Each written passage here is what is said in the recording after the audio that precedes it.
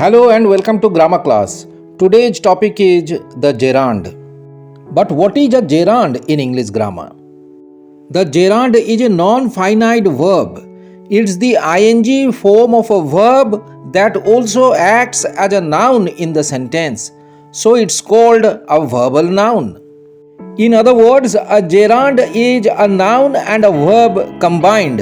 It has the force of both a verb and a noun. A gerund is made from a verb by adding ing to its base form. It names an activity, but it's used as a noun in the sentence. Now see some examples on your screen. Swimming is healthy. I enjoy dancing. He is fond of reading novels. In these three sentences, swimming is in the fourth form of swim, dancing is in the ing form of dance, and reading is in the ing form of the verb read. In the first sentence, swimming is the subject. In the second sentence, dancing is the object of the verb enjoy. And in the third sentence, reading is the object of the preposition of.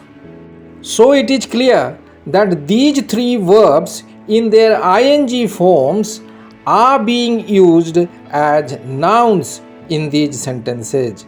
Hence, swimming, dancing, and reading are gerunds in these examples.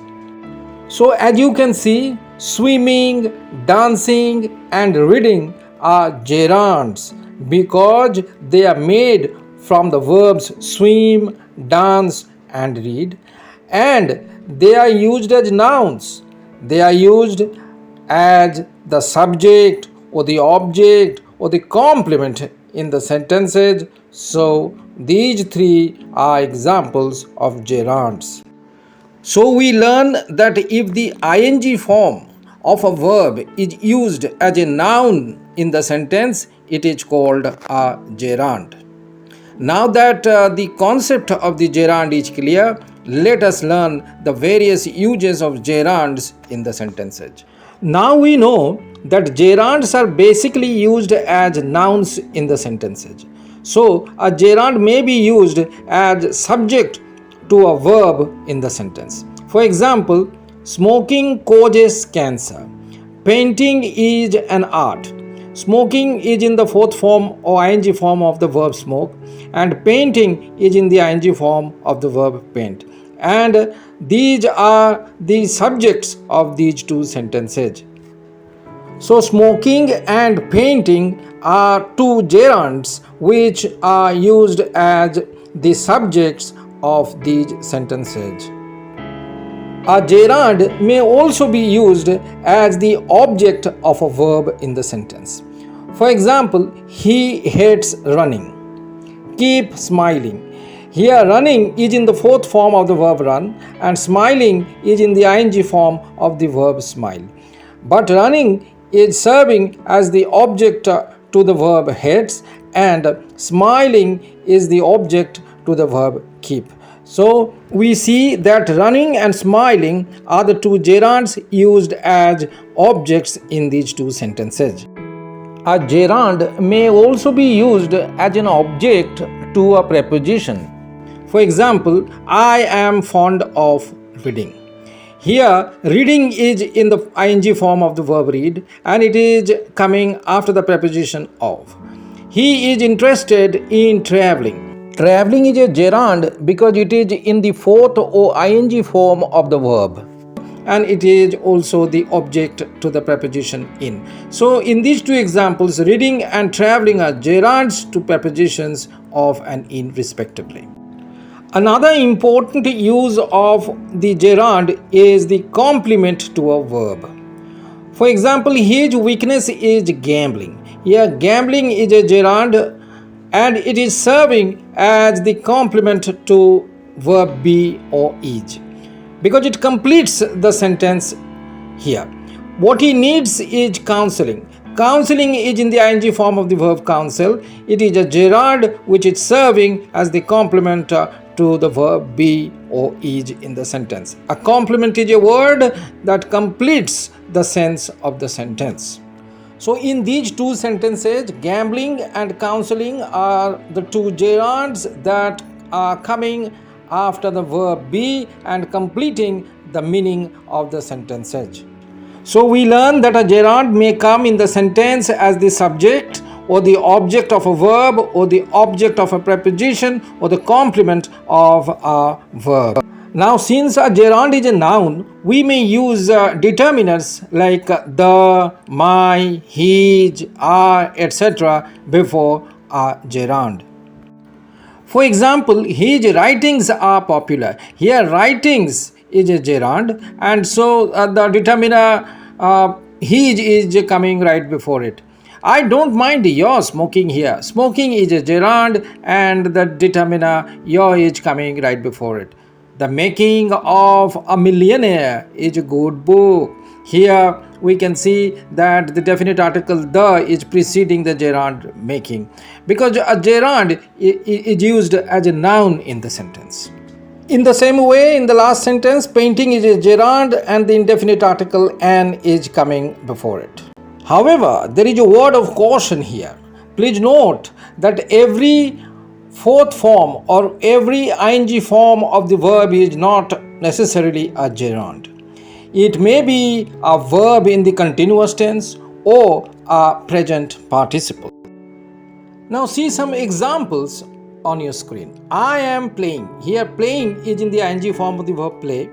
However, you can see the auxiliary verb am coming before it. Obviously, am playing is in the present continuous tense and it is not a gerund.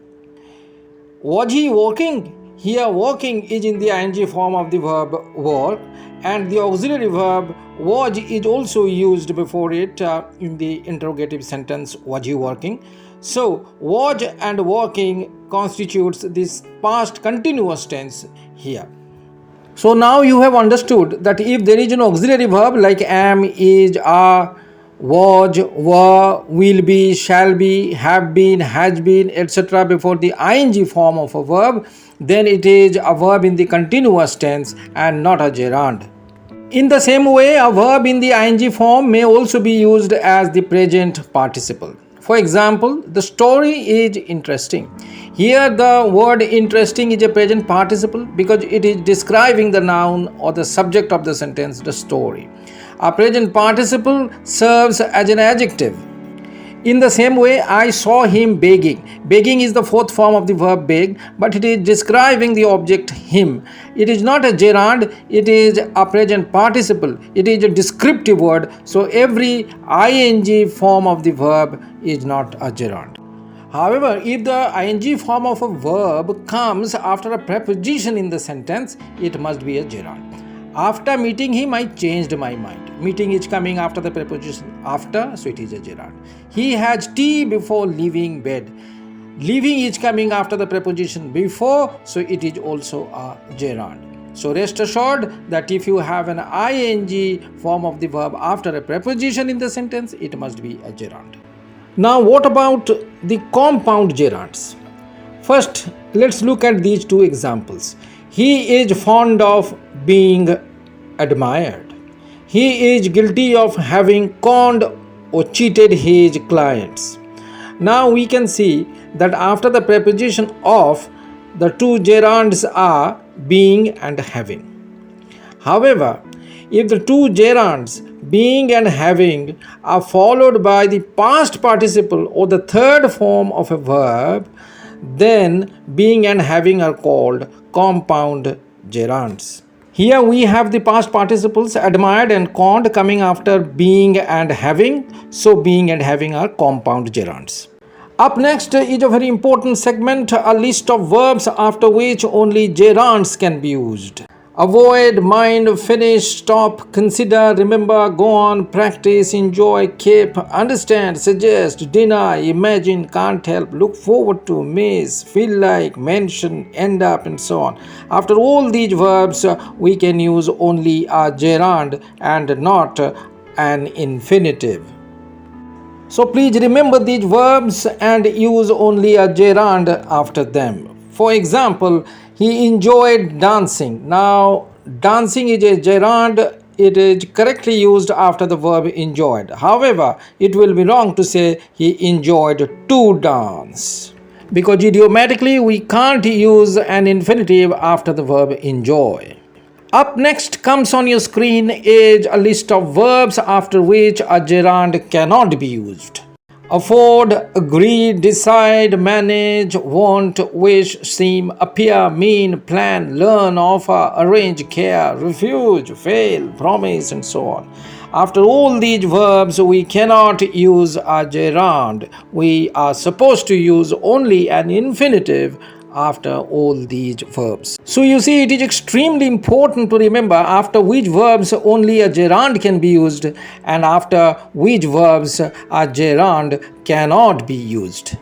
Now from this list we learn that after the verb agree, an infinitive has to be used and a gerund cannot be used. Hence, I agreed to work is correct. I agreed working there is absolutely wrong. That is the end of today's class. Hopefully you liked the video. Please be sure to like, comment, share and subscribe to our channel for more grammar videos. Thanks for watching the video until the end.